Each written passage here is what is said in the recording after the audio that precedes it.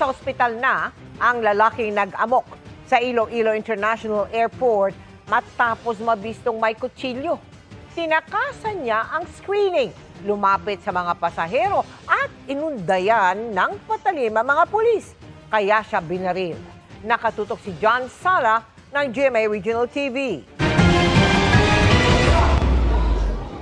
Nabalot ng tensyon at takot ang pre-departure area ng Iloilo International Airport kahapon nang mag-amok ang isang lalaking may hawak na kutsilyo. Naglakad palapit sa pulis ang lalaking nakaitim na t-shirt, saka bumaling at tila hinabol ang isa pang pulis.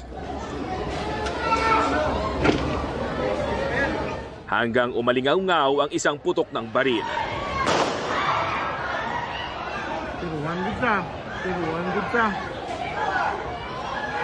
Sa isa pang video, makikita naman ang pag-aresto sa lalaki.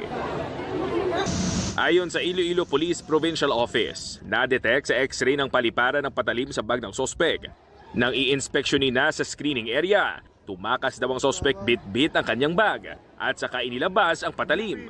He was instructed to peacefully give the said bladed weapon. But itong suspect natin,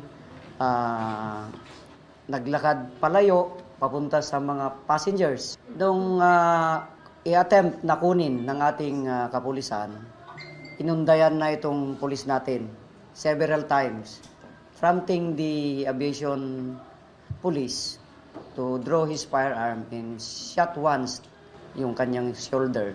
Dinala ang sospek sa ospital at nasa maayos ng kondisyon. Hindi pa raw natutukoy ang dahilan ng pag-amok nito dahil hindi nakikipagtulungan sa pulisya.